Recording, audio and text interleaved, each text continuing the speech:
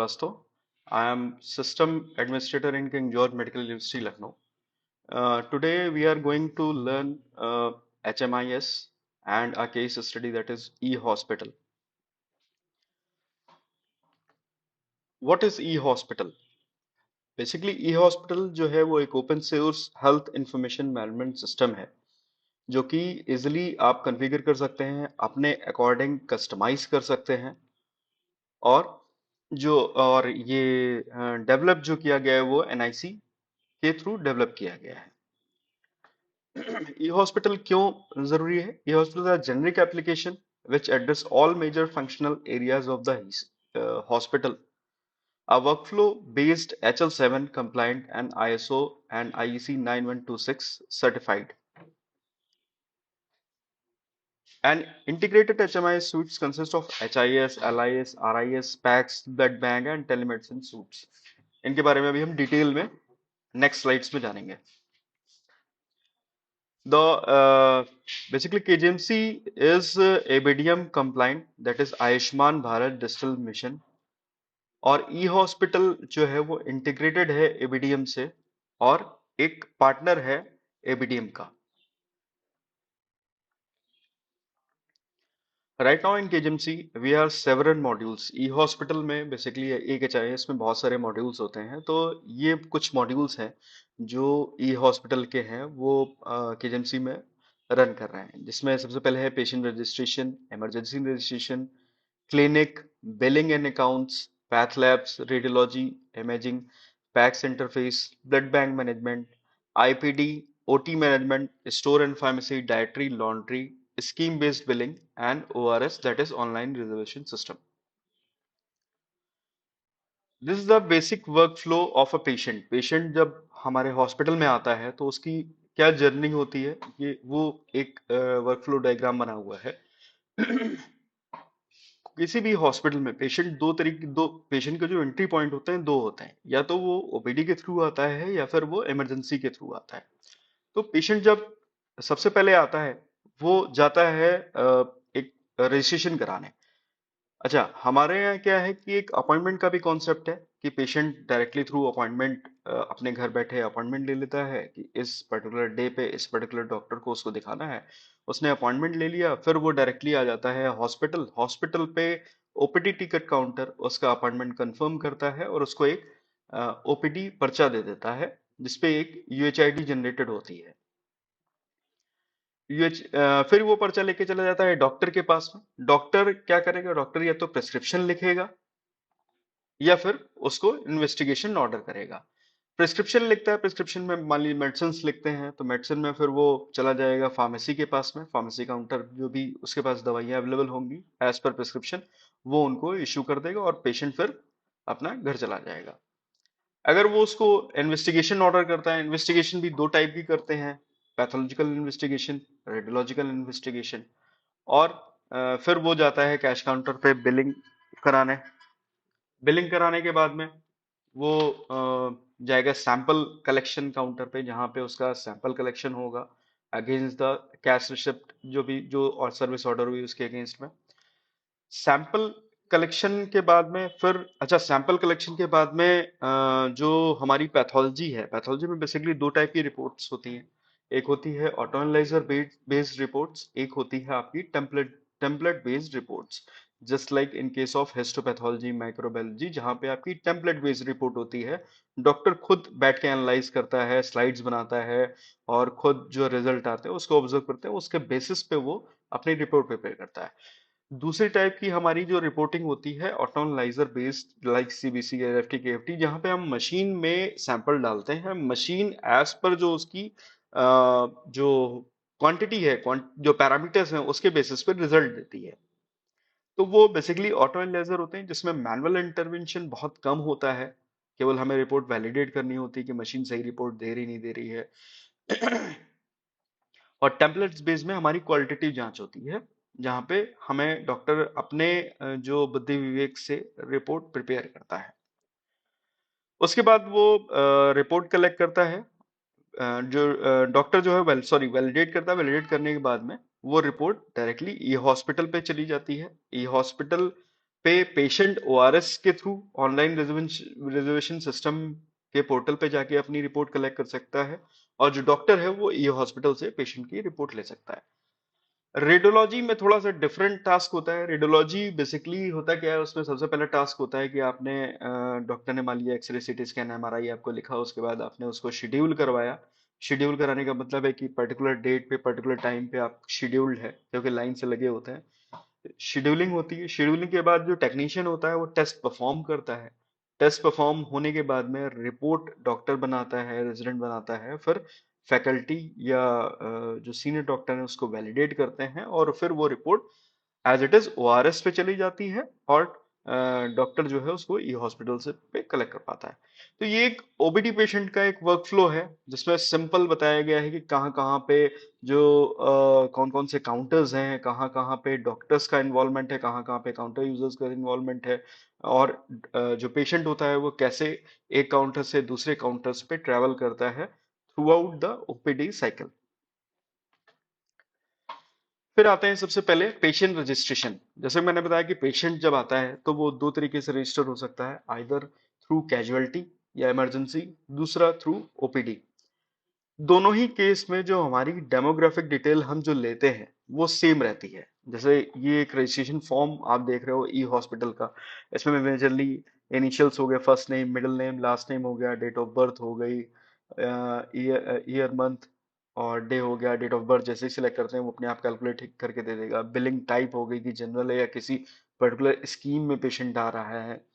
उसके बाद उसके गार्जियन का नेम, सन ऑफ हो गया, केयर ऑफ हो गया, या हस्बैंड ऑफ हो गया, मदर्स नेम है, फिर एड्रेस हो गया, फिर परमानेंट एड्रेस अगर सेम है तो यहाँ पे टिक लगा, नहीं तो फिर वो आगे प्रोसीड कर। बाकी ये रेलेवेंट जो डेमोग्राफिक डिटेल है जिससे हम पेशेंट को पहचानते हैं, तो उसका नाम, पता, वटेवर क्या है, वो यहाँ पे हम पेशेंट के रजिस्ट्रेशन के टाइम पे कैप्चर करते हैं। अच्छा, पेशेंट को हमने डिटेल पेशेंट की भर दी। उसके बाद में क्या हुआ कि सिस्टम जो है ई हॉस्पिटल का सिस्टम उसको एक आईडी प्रोवाइड कराता है, that is UHID, unique health identification number, जो कि 11 डिजिट का नंबर होता है जिससे हम सारे पेशेंट्स को पहचानते हैं। ई हॉस्पिटल या किसी भी एचएमआईएस में अगर उसकी यूएचआईडी या यूनिक हेल्थ आईडी कोई होती है, उसी बेसिस पे हम पेशेंट को थ्रू आउट ट्रैक करते हैं। यूएचआईडी पेशेंट की अगर एक एचएमआईएस में बन गई है तो through out the life span उसकी यूएचआईडी कभी चेंज नहीं होगी। It's just like Aadhaar number of the patient. अब इसी का एक मैं थोड़ा सा चीजें और बता दूं। इसी का गवर्नमेंट ऑफ इंडिया ने अभी क्या किया है कि यूएचआईडी तो मेरे खुद के हॉस्पिटल के लिए हो गई, कि मेरे खुद के हॉस्पिटल में मेरी यूएचआईडी ये है। लेकिन जस्ट सपोज मैं किसी और हॉस्पिटल, आपके हॉस्पिटल में जाता हूं, तो आपके यहाँ की यूएचआईडी डिफरेंट होगी, क्योंकि वो आपके हॉस्पिटल का आइडेंटिफिकेशन नंबर होगा। गवर्नमेंट ऑफ इंडिया ने क्या किया है, इस प्रॉब्लम को रिजॉल्व करने के लिए आयुष्मान भारत डिजिटल मिशन के अंतर्गत उन्होंने एक यूनिक कॉन्सेप्ट वो लेके आए हैं, that is Abha. Abha ID basically क्या करती है कि पैन इंडिया हर पेशेंट की एक रहेगी, और आभा ऐप के थ्रू आपके जितने भी हेल्थ रिकॉर्ड्स हैं वो सारे उसी ऐप के थ्रू लिंक होंगे, और पेशेंट जो है वो सारे हेल्थ रिकॉर्ड्स ऑटोमेटिकली वहां से देख पाएगा अपनी ऐप के थ्रू।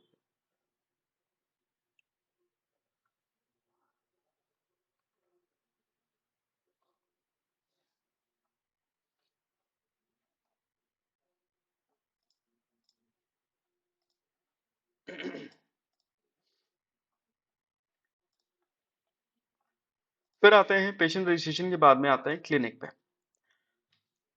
पेशेंट का रजिस्ट्रेशन हो गया, फिर वो डॉक्टर के पास में ओपीडी पे आता है। ओपीडी में जो डॉक्टर है वो, डॉक्टर के पास क्या क्या ऑप्शंस होते हैं बीइंग क्लिनिक में काम करने के लिए, तो बेसिकली वो ये हैं: presenting illness, physical examination, allergic details, diagnosis, refer, generate prescription, patient progress report and OPD service entry.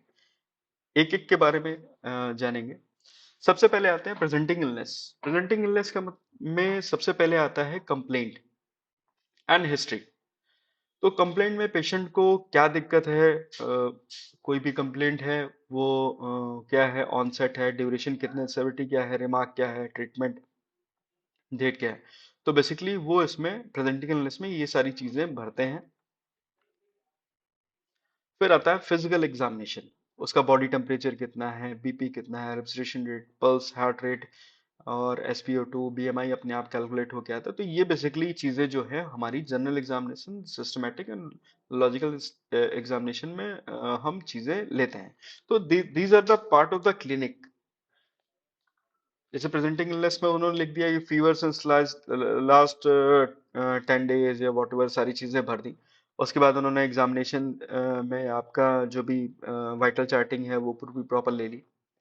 Next आते हैं आपका एलर्जिंग डिटेल्स। अगर पेशेंट को किसी चीज से पर्टिकुलर एलर्जी है तो वो सारी चीजें हम लिख सकते हैं इसमें। फिर आती है डायग्नोसिस। डायग्नोसिस में जो है दो तरह की डायग्नोसिस होती है, प्रोविजनल एंड फाइनल। उसमें भी क्या होता है कि डॉक्टर जो है वो आईसीडी कोडिंग डायग्नोस्टिक्स ही कर सकता है। आईसीडी कोडिंग क्या है?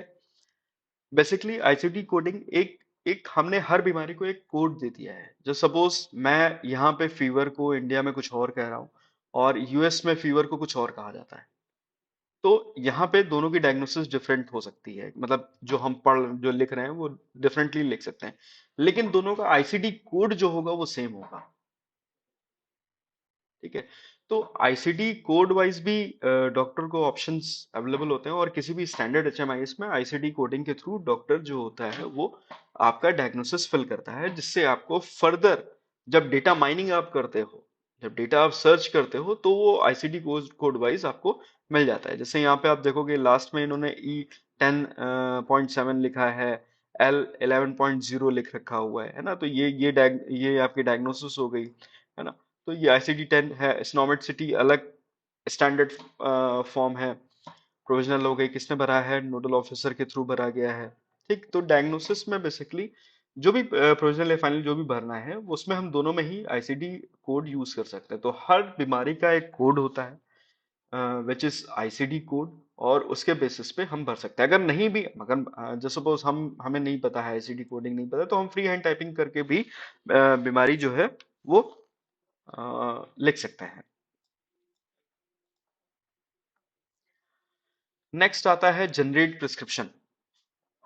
आप जाते होगे डॉक्टर को दिखाने, तो सबसे पहले वो RX लिख के दवाइयाँ लिखता है। तो वो बेसिकली ये, यहाँ पे आप ड्रग नेम चूज करते हो, डोजेस चूज करते हो, उसकी फ्रीक्वेंसी चूज करते हो, एडवाइस ड्यूरेशन कितने है, क्वांटिटी कितनी है, वो कैलकुलेट होके आ जाती है। और फिर उसका एक ओपीडी टिकट पे प्रिंटेड जो प्रिस्क्रिप्शन है वो जनरेट हो जाता है। इसमें दो ऑप्शंस होते हैं, एक तो फ्री हैंड टाइपिंग है, या कोई भी मेरी फार्मेसी, मतलब जो ई हॉस्पिटल या HMIS की फार्मेसी, उसमें जो ड्रग अवेलेबल है उसको हम टाइप करेंगे, और ड्रॉप डाउन में वो ड्रग नेम में ऑप्शंस दे देते हैं कि ये आपका दवा अवेलेबल है इस ना, और ये आप उसको आगे प्रोवाइड करा सकते हैं। इसीलिए इसमें तीन option: display medicine available in pharmacy, yes और no; display medicine available in any pharmacy, yes और नो। ठीक है। तो यहाँ पे हम बेसिकली ड्रग प्रिस्क्राइब करते हैं। इसी में नीचे इन्वेस्टिगेशन का भी ऑप्शन होता है, इन्वेस्टिगेशन भी हम यहाँ से प्रिस्क्राइब कर सकते हैं। तो बेसिकली जो ओपीडी पर्चे पे डॉक्टर हाथ से लिखता है, दिस इज ये उसी का रिप्लेसमेंट है। देन आता है पेशेंट प्रोग्रेस रिपोर्ट। हमने प्रेजेंटिंग इलनेस भर ली, फिजिकल एग्जामिनेशन भर लिया, सारी चीजें भर ली, तो फिर एक प्रोग्रेस रिपोर्ट क्रिएट होती है, जो भी डेटा हमने सिस्टम को दिया है उसके बेसिस पे। तो यहाँ पे जैसे उसी पेशेंट का मैंने डेटा, पेशेंट प्रोग्रेस रिपोर्ट दिखाया, दो पार्ट में दिखाया क्योंकि लंबी पेशेंट प्रोग्रेस रिपोर्ट होती है। तो यहाँ पे आप देखोगे डायग्नोसिस भी उसमें दी हुई है, एलर्जी डिटेल्स क्या है, सिम्टम्स क्या थे, तो सारी चीजें एक आपको एक समरी मिल जाती है पेशेंट की, पेशेंट प्रोग्रेस रिपोर्ट में, जिसमें सारी चीजें आप देख सकते हो। नीचे वाइटल साइंस भी हैं, ब्लड रिपोर्ट्स भी नीचे आ जाती हैं। फिर आता है OPD service entry. OPD service entry का मतलब होता है जैसे जो भी आप सर्विस, सर्विस का मतलब यहाँ पे होता है टेस्ट से, टेस्ट हो गई, जांचें हो गई, या फिर कोई सर्विस, कोई प्रोसीजर हो गया, तो वो उसको ई हॉस्पिटल में सर्विस कहा जाता है। जो भी सर्विस आप ऑर्डर कर रहे हो, कि इसका मतलब हो गया जैसे doctor LFT KFT what ever जो भी टेस्ट लिखता है, तो उसको ऑनलाइन कैसे करेंगे वो हम ओपीडी सर्विस एंट्री के थ्रू करते हैं इसमें। फिर आता है billing and account. There are two types of patients in any hospital. किसी भी हॉस्पिटल में, मोस्टली गवर्नमेंट हॉस्पिटल की हम बात करेंगे। गवर्नमेंट हॉस्पिटल में, प्राइवेट में तो सब कुछ पेड होता है। गवर्नमेंट हॉस्पिटल्स में दो टाइप के पेशेंट्स होते हैं। एक होता है scheme based patient. For scheme based patient we create a virtual account and patient get their receipt from the wards और from the dedicated counters. Scheme based patient का मतलब हो गया कि जिनसे हम पैसा नहीं लेते हैं, उनका पैसा किसी ना किसी स्कीम के थ्रू गवर्नमेंट जो है वो हॉस्पिटल को देती है। जैसे जेसस के स्कीम है, जेसस के जननी शिशु सुरक्षा स्कीम करके है। अ, इसमें क्या होता है कि आपका, उन्होंने कहा कि कोई भी लेडी जो कि प्रेग्नेंट है और जनरल कैटेगरी की है, उसकी सारी जांचें थ्रू आउट द प्रेगनेंसी और after one month of delivery हम फ्री करेंगे। गवर्नमेंट ऑफ इंडिया ने कह दिया उसके लिए जो भी खर्चा आता है वो गवर्नमेंट ऑफ इंडिया बेयर करेगी। तो क्या होगा कि बेयर तो बेसिकली वो फ्री नहीं है, उसका पैसा हम डायरेक्टली पेशेंट से नहीं ले रहे हैं। तो उसका पैसा अगर हमें गवर्नमेंट से लेना है तो गवर्नमेंट के सामने हमें रिसिप्ट प्रेजेंट करनी होगी कि इतना पैसा जो है वो इन इन स्कीम पे हमने खर्चा किया है या इन इन पेशेंट्स पे हमें खर्चा किया है। ये उनकी समरी है। तो गवर्नमेंट ऑफ इंडिया जो होगी उस खर्चे के बेसिस पे हमें पेमेंट करेगी। General patient they get their receipt from cash counter. उनके लिए डेडिकेटेड कैश काउंटर्स हैं, वहां पे वो जाके अपनी रिसिप्ट कटा सकते हैं। अच्छा, स्कीम बेस्ड पेशेंट में भी एक थोड़ा सा कैच ये रहता है कि पेशेंट्स, बहुत सारी स्कीम होती हैं जो ओपीडी आईपीडी दोनों पेशेंट्स को एंटरटेन करती हैं, जैसे जैसे के बहुत सी स्कीम होती है केवल आईपीडी पेशेंट्स को ही एंटरटेन करती हैं। ठीक है, जैसे आपकी विपन्न स्कीम हो गई, आयुष्मान भारत स्कीम हो गई जिसके तहत 5 लाख तक का आपका जो कवर अप है वो है। तो ये आईपीडी मतलब पेशेंट जब एडमिट होगा तभी ये चीजें वर्क करेंगी, तभी स्कीम के तहत उसको हम फैसिलिटेट कर सकते हैं। अदरवाइज उसको हम ओपीडी पेशेंट में as a OPD patient facilitate नहीं कर सकते हैं।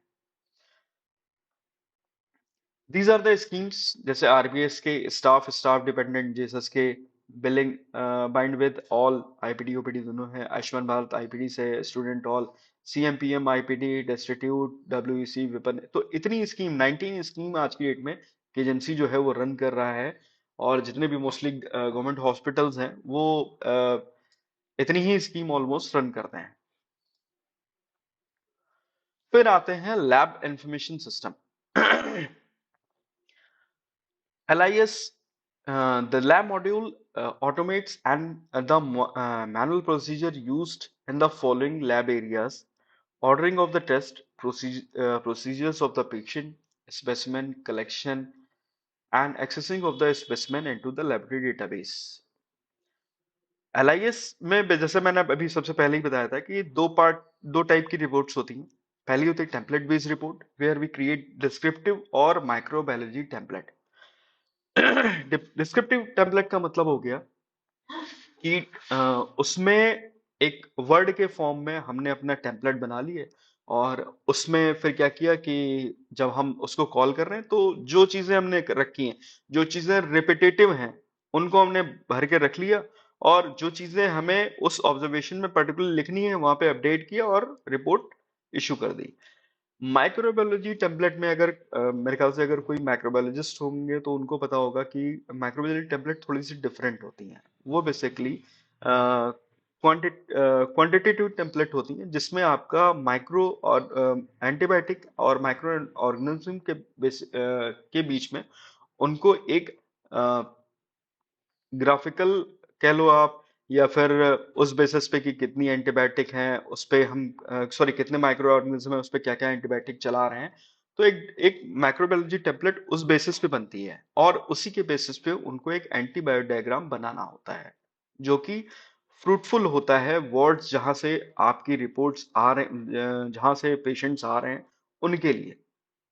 तो माइक्रोबायोलॉजी टेम्पलेट में बेसिकली माइक्रोबायोलॉजी वाले करते क्या है, उनका क्या होता है कि मान लीजिए कोई बीमार, कोई सैंपल आया उनके पास में, उन्होंने उसको एक एंटीबायोटिक दी जो कि रिएक्टिव नहीं हुई। उसके बाद वो कई सारी एंटीबायोटिक देते हैं, उसमें से कोई एक एंटीबायोटिक रिएक्टिव हो गई। तो आप ये सोचो कि सेम ग्रुप के 10 एंटीबायोटिक है, उसमें से एक है, तो बेसिकली माइक्रोबायोलॉजिस्ट ये बताता है डॉक्टर को जो कि ट्रीटमेंट कर रहा होता है पेशेंट का, कि आप ये एंटीबायोटिक चलाओगे तो इनका इलाज जल्दी हो जाएगा, या ये एंटीबायोटिक यूजफुल है। ठीक है। तो इनकी रिपोर्टिंग थोड़ा सा डिफरेंट होती है from the histopathology and cytology.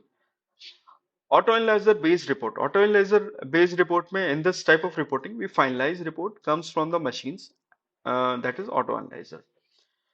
तो ऑटो एनालाइजर में बेसिकली होता क्या है कि सैंपल कलेक्शन हुआ, सैंपल कलेक्शन के बाद में डायरेक्टली यहीं से डेटा पुश हो गया टू द मशीन, मशीन ने टेस्ट लगाया और फिर वापस आ गया आपके पास में, आपने वैलिडेट किया, वो डायरेक्टली ई ओआरएस पे चला गया या ई हॉस्पिटल पे रिपोर्ट चली गई। तो इसमें मैनुअल इंटरवेंशन बहुत कम होता है, चीजें ऑटोमेटाइज होती हैं और आपकी क्वांटिटेटिव रिपोर्ट्स निकल के आती हैं। अच्छा, जो टेम्पलेट बेस्ड रिपोर्टिंग है वो बेसिकली क्या होता है ना, वो सेल्फ लर्निंग एक तरीके से आप कह लो, क्योंकि उसमें जितनी ज्यादा आप टेम्पलेट्स क्रिएट करोगे उतना ज्यादा जो सिस्टम होगा वो नॉलेजेबल होगा, उतना ज्यादा नॉलेज रिच होगा, उतना ज्यादा आपकी जो मतलब जो आपकी वर्किंग है वो कम होती चली जाएगी। जस्ट सपोज कि आप सोचो एक एक रिपोर्ट बना रहे हो, टेम्पलेट बेस्ड रिपोर्ट, उसमें आपने तीन चीजें चेंज करनी है। जस्ट सपोज एक डायग्नोसिस बननी है, आपने डायग्नोसिस वाइज पता लगा 1000 टेम्पलेट बना लिए, तो आपको अब केवल पर्टिकुलर डायग्नोसिस चूज करनी है और बाकी रिपोर्ट अपने आप तैयार है। रिपोर्ट दो टाइप की आ रही है, पॉजिटिव निगेटिव। आपने एक रिपोर्ट पॉजिटिव वाली बना टेम्पलेट बना ली कि निगेटिव वाली बना लिया, तो आपका काम केवल आपको वो टेम्पलेट चूज करना है, पॉजिटिव टेम्पलेट चूज करना है, निगेटिव, और उसके बाद में वो डायरेक्टली आपका रिपोर्ट जनरेट हो गई। तो टेम्पलेट बेस्ड रिपोर्टिंग में जितना ज्यादा से ज्यादा हम टेम्पलेट्स बनाएंगे, जितना ज्यादा से ज्यादा प्रिसाइज टेम्पलेट हम बनाएंगे, उतना हमारा सिस्टम रोबस्ट होगा। ये एक लैब रिपोर्ट का सैंपल है, अब दिखाया है कैसे जनरेट हो रहा है, कि इसमें सारी चीजें, ऑब्जर्वेशन रिजल्ट आ गया, वेरिफिकेशन आ गया, टेस्ट नेम, सारी चीजें, स्पेसिमेन और सैंपल कलेक्शन, सैंपल टाइप, ये सारी चीजें आती हैं। RIS, radiology information system and PACS integration. तो रेडियोलॉजी में बेसिकली जो मैंने बताया मेजर पार्ट है, दैट इज शेड्यूलिंग। शेड्यूलिंग के बाद में जो टेक्नीशियन होता है वो उसको प्रोसीजर लगाता है, और उसके बाद में जो डॉक्टर होता है उसकी फाइनल रिपोर्ट बनाता है, फिर फैकल्टी उसको वेरीफाई करती है। इतना ही प्रोसेस होता है। तो बेसिकली शेड्यूलिंग इसको इसके तहत हम ऑनलाइन कर देते हैं। जो पैक्स है, पैक्स कह ले, या जो पैक्स तो बेसिकली आपका वेंडर डिपेंडेंट हो जाता है। एक और चीज होती है, कॉन्सेप्ट आता है VNA, जिसमें आपको वेंडर डिपेंडेंट आप नहीं होते हो। तो जो हमारी एक तरीके से जब आप एक्सरे या सीटी कराने जाते हो, एक दो चीजें मिलती हैं। एक तो A4 पन्ने की आपको रिपोर्ट मिलती है, वो पूरा काम हम RIS से कर सकते हैं। उसके अलावा आपको एक फिल्म मिलती है, दैट इज जो आपकी इमेजिंग होती है वो। तो इमेजिंग इज अ डेटा, और उसका जो मेटा डेटा है, मतलब इमेजिंग किसकी है, नाम, उसका यूएचआईडी क्या है, सारी चीजें, वो हम ई हॉस्पिटल पे रखते हैं और पैक्स के थ्रू उसको इंटीग्रेट करके किए। जैसे सपोज एक लिंक दे दिया, हमने क्लिक किया तो उसकी इमेजेस एक नेक्स्ट टैब पे खुल गई, तो वो पैक्स इंटीग्रेशन का पार्ट है। तो पैक्स बेसिकली करता क्या है, एक स्टोरेज है, जो कि एक एक पैक्स बेसिकली एक स्टोरेज है, और उसमें एक एप्लीकेशन होती है जो कि मेटा डेटा स्टोर करती है। तो जब आप पर्टिकुलर वो मेटा डेटा कॉल करते हैं, तो उससे रिलेटेड जितनी भी इमेजेस हैं डेटा फॉर्म में, वो आपको स्क्रीन पे प्रेजेंट हो जाती है। फिर आते हैं admission, discharge and transfer. Admission, discharge, transfer में सबसे पहले क्या करते हैं कि काउंटर्स पे पेशेंट को हम भेजते हैं, वहां पे पेशेंट का IPD बनता है, पेशेंट इन होता है, फिर एडमिशन हो गया, देन पेशेंट के का जो भी प्रोसेस ट्रीटमेंट चला, उसके बाद जब डॉक्टर को फाइनली डिस्चार्ज करना हुआ, तो ई हॉस्पिटल में दो प्रोसेस है। पहले तो आप उसको डिस्चार्ज है नोटिफाई करते हैं।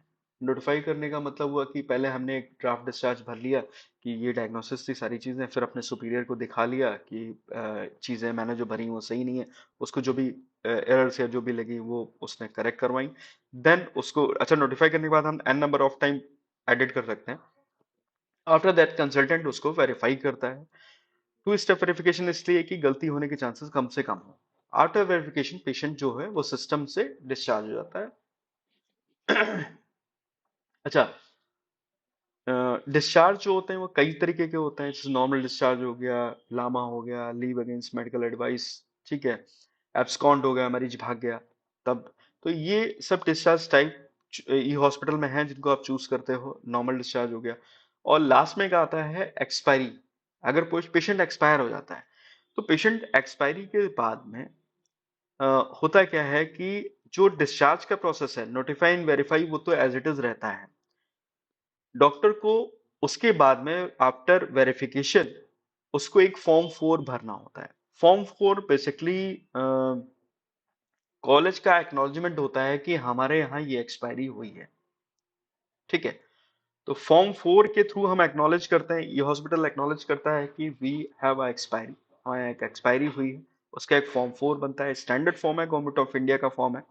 और उसके बाद एक फॉर्म 2 बनता है, जो कि ये हॉस्पिटल का नहीं है, वो लोकल अथॉरिटीज, मतलब जैसे यहाँ पे यूपी में जो नगर निगम है उनका फॉर्म 2 होता है, जो कि फॉर्म 4 के बेसिस पे जनरेट होता है।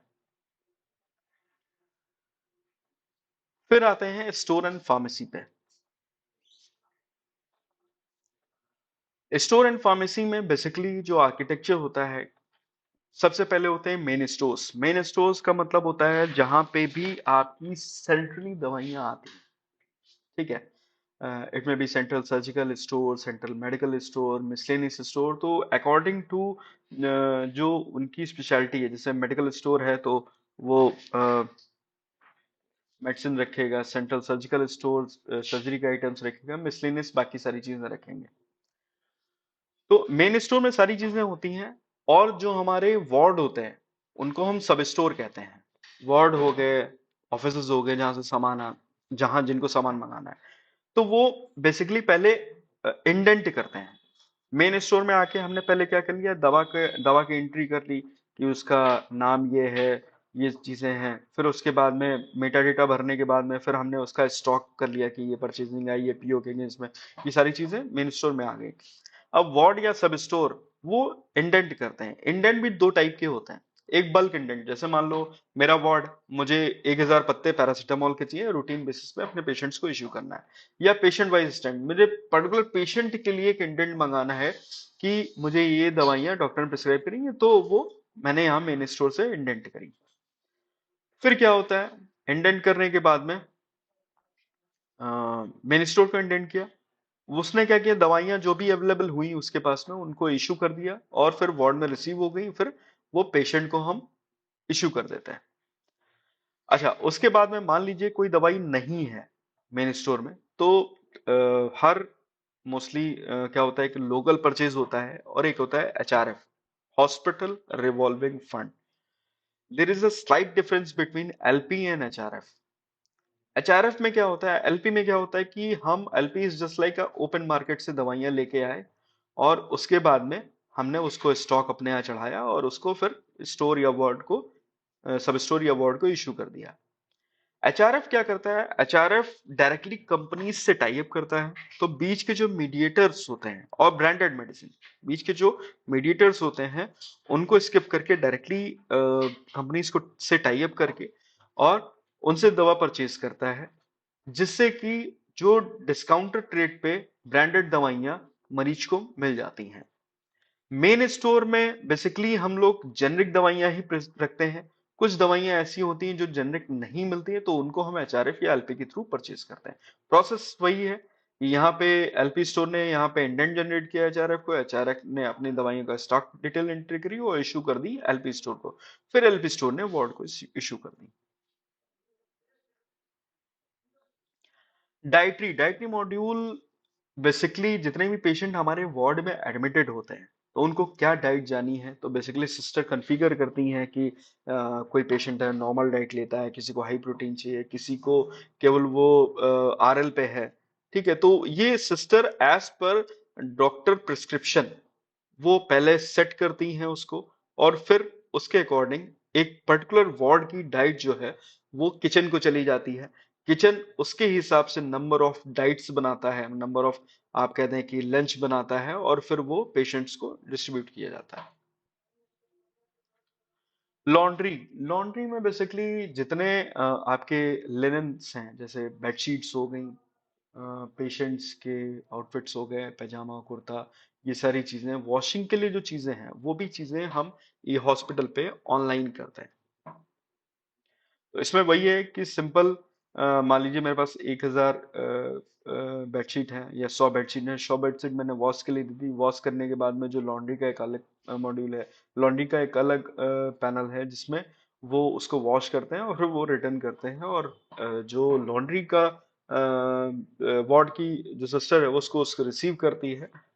तो ये पूरा प्रोसेस ई हॉस्पिटल पे हमारा ऑनलाइन होता है, जिसमें सारी चीजें जो होती हैं आपको देखती हैं कि कितने आपके पास स्टॉक अवेलेबल है, कितना आपका खराब हो गया, आपको डैमेज करना है।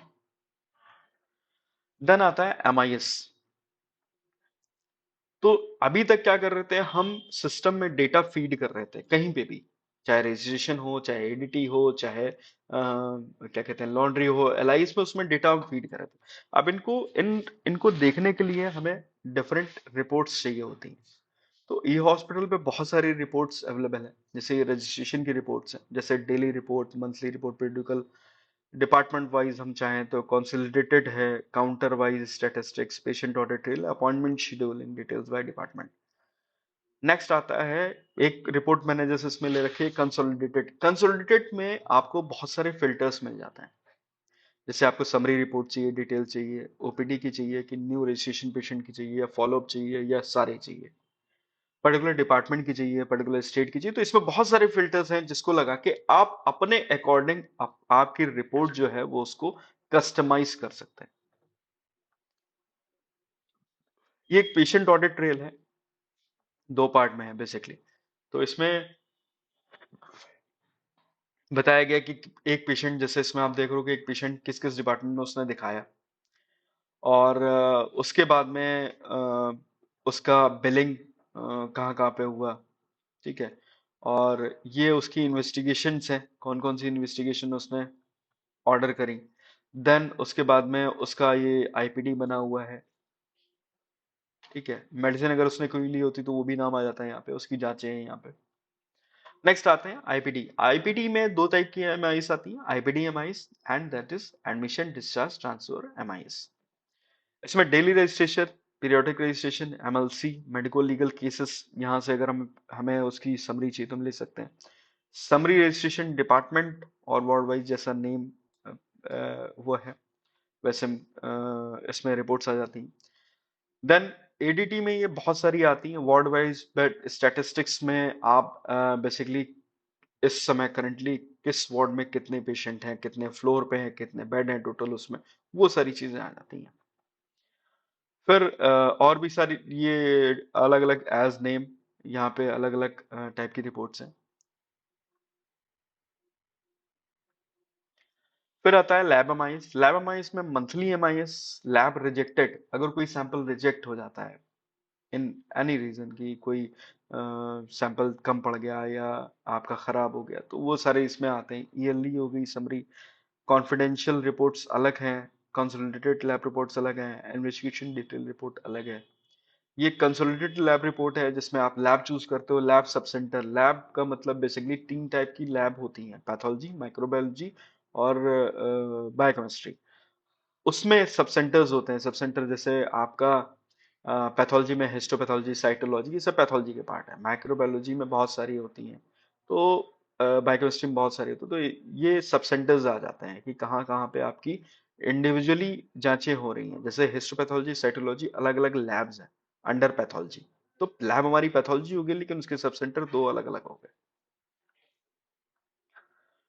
फिर आता है डिटेल रिपोर्ट। अगर मैं ये जैसे ये आप इसमें देख रहे होगे, bacterial serology, bacteriology, cardiology, chemical, ये सारे हमने लैब सब सेंटर्स बना रखे हैं। जैसे इसमें मॉलिक्यूलर बायोलॉजी, ये सब माइक्रो लैब के सब सेंटर्स हैं।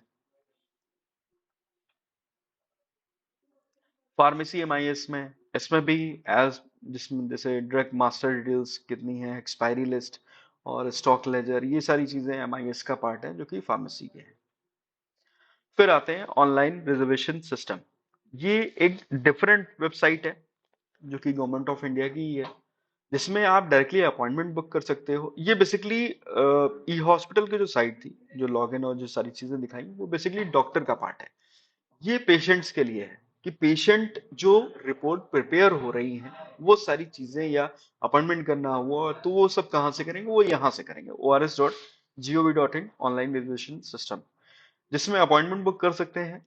लैब रिपोर्ट जो की हुई है उनको वो डायरेक्टली ऑनलाइन एक्सेस कर सकते हैं। ठीक है। और इसमें इजीली आप देखोगे कि बहुत इजी रहता है कि आप मोबाइल नंबर डालें, HID डालें, अपना स्टेट चूज करें।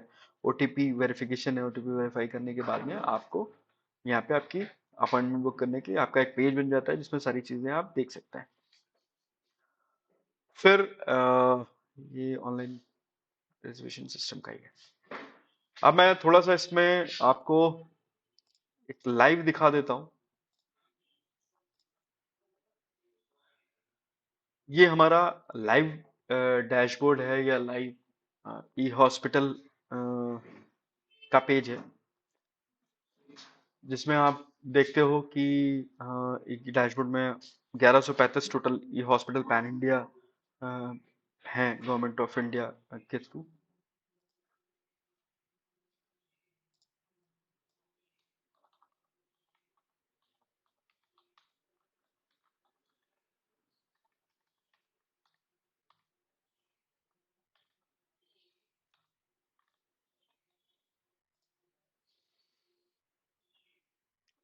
जैसे यहाँ पे the hospital facilities ABDM, Ayushman Bharat digital mission.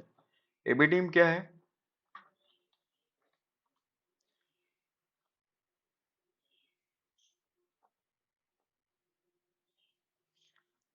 ABDM basically government of India का मैंडेट है, जिसके तहत हमें जितने भी हॉस्पिटल्स हैं उनको हर पेशेंट, बेसिकली इसमें 3 रजिस्ट्री होती है, HFR, HPR और आभा। तो HFR का मतलब हो गया आपका hospital facility registry. Hospital facility registry में जितने भी हॉस्पिटल्स हैं, जितने भी नर्सिंग होम्स हैं, वो HFR के अंदर में आएंगे। सबको एक नंबर इशू होगा और वो ABDM की साइट पे रजिस्टर्ड होंगे। नेक्स्ट आते हैं HPR, that is health professional registry. Health professional registry क्या है? हेल्थ प्रोफेशनल रजिस्ट्री में जितने भी हेल्थ वर्कर्स हैं, डॉक्टर्स हो गए, नर्सिंग स्टाफ हो गए, ये सारे आते हैं और इनको अपने आप को रजिस्टर करना होगा। देन आते हैं आभा।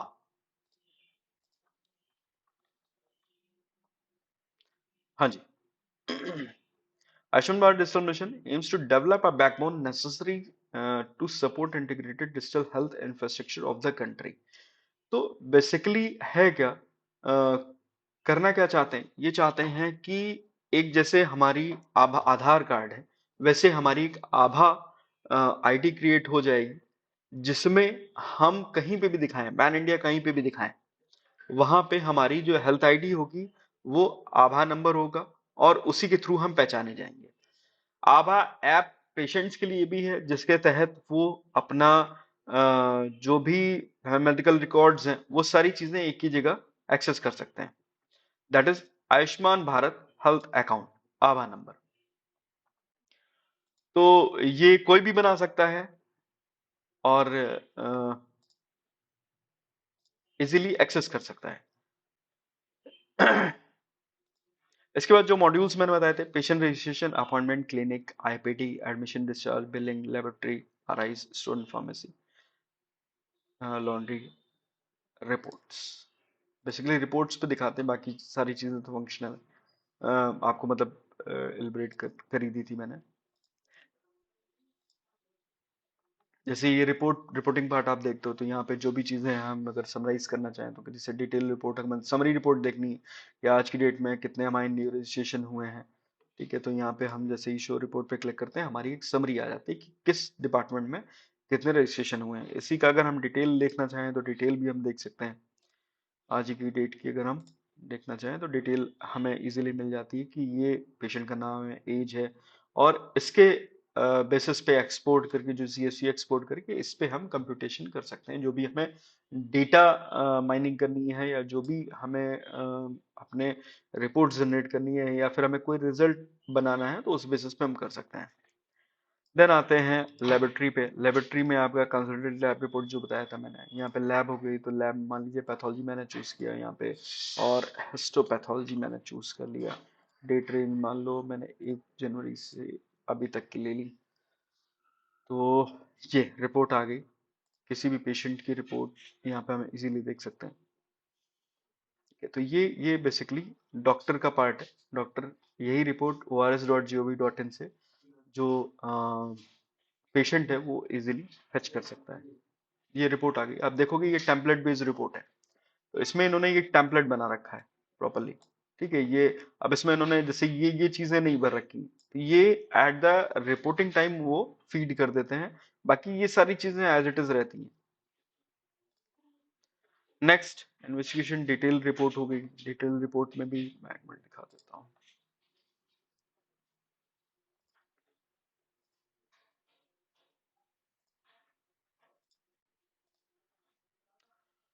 डिटेल रिपोर्ट में हमें और एमआईएस मिल जाती है। इसमें डायग्नोसिस बेसिस पे, एक मिनट,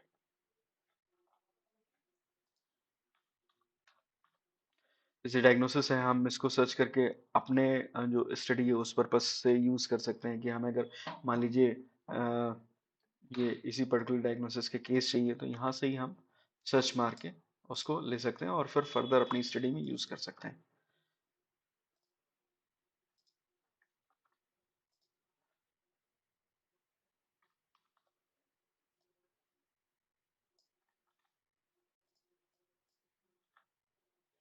ये केसेस आ गए, तो इनको हम एज पर डायग्नोसिस या जो भी है इन्वेस्टिगेशन रिजल्ट यहीं से यहाँ पे भी रिपोर्ट देख सकते हैं। फिर एडीटी एमआईएस में जो मैंने बताया था, ये वार्ड वाइज बेड स्टैटिस्टिक्स हो गई, या आईपीडी एडमिशन रजिस्टर हो गया। तो जस्ट सपोज आज ही का हम देख लेते हैं। अगर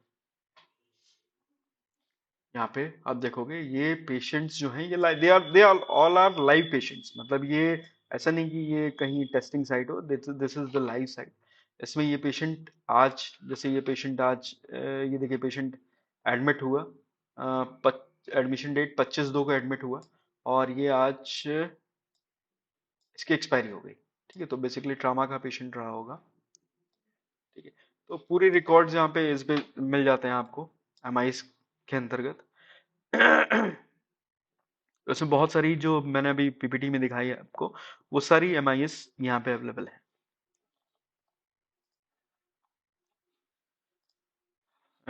नाउ किसी का कोई क्वेश्चन या कोई क्वेरी हो किसी की?